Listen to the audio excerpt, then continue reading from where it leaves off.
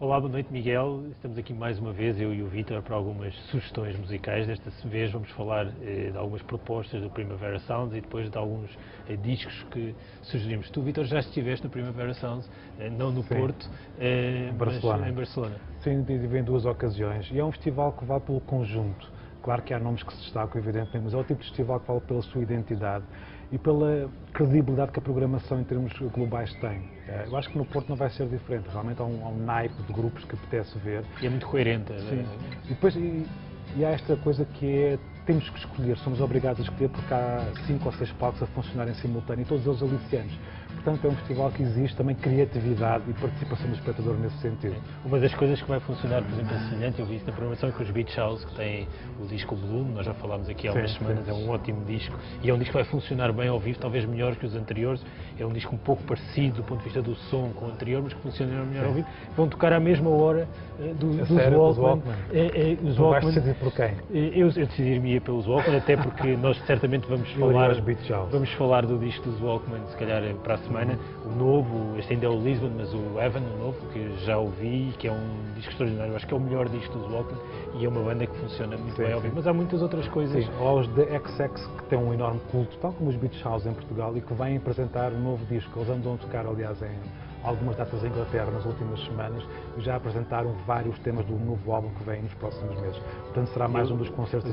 Eu vi os XX em Lisboa e gosto desse disco, mas é uma daquelas bandas que eu temo muito que será um segundo disco. Apesar de eu gostar muito do álbum, acho muito curioso aquele disco. Eu já ouvi alguns temas. Pois, alguns mas eu dizer o disco que um deles fez com base no disco, no Jill Scott Heron, que era muito engraçado. Os Eu Lá Tenho, que tocam assim a meio da tarde, que também é uma banda que garante sempre bons concertos e tem uma carreira já sólida.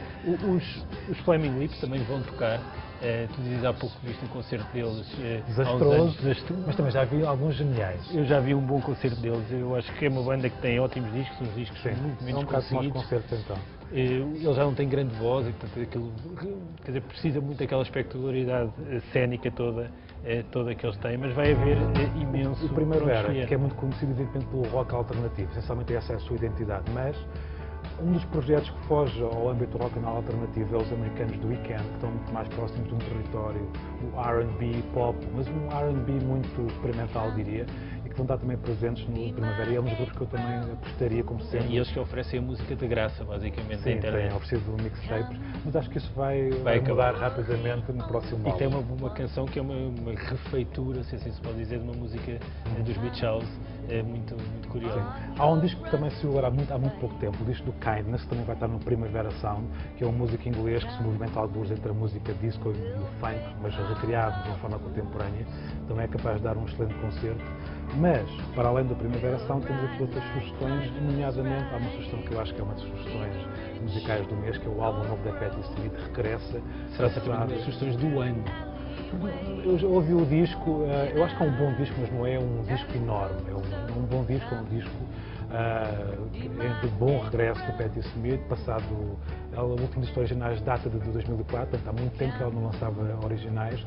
É um disco, curiosamente, que tem uma série de temas dedicados a figuras que ela sente próximas do universo dela. Há um tema dedicado a Amy Winehouse, há um tema que é quase uma canção de aniversário dedicado ao Johnny Depp, que é um amigo pessoal da Patti Smith. Há um outro tema dedicado ao Tarkovsky, ao falecido diretor Tarkovsky. Há um tema dedicado aos japoneses devido ao tsunami do Japão ano passado. Enfim, é um disco com vários dedicatórios, mas que tem depois uma capa global que é evidente. E tem o Tom Verlaine na guitarra. Eu ouvi o single e ouve-se a guitarra do Tom Verlaine, que é inconfundível. E gostei muito dessa canção. Eu da Patti Smith ainda não ouvi esse disco por inteiro, mas li o ano passado o Apenas Miúdos.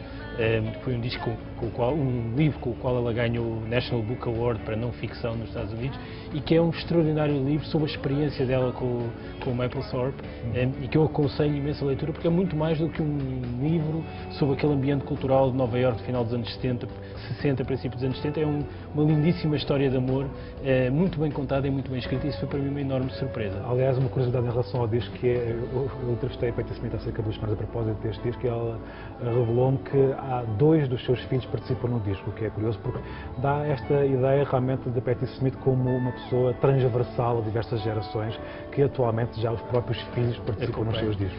Eu tenho uma proposta, também um disco recente, que tem uma singularidade, é uma ex-modelo. Há já algum historial de ex-modelos que se tornam cantoras, desde a Nico. A Naomi Campbell. Não, mas com alguma qualidade musical. A Nico, mesmo a Marianne Faithfull teve assim umas... A Carla Bruni, era isso que eu ia dizer. A Anna Cohen, que é uma norte-americana, não é propriamente uma Nico, mas também não é uma Carla Bruni.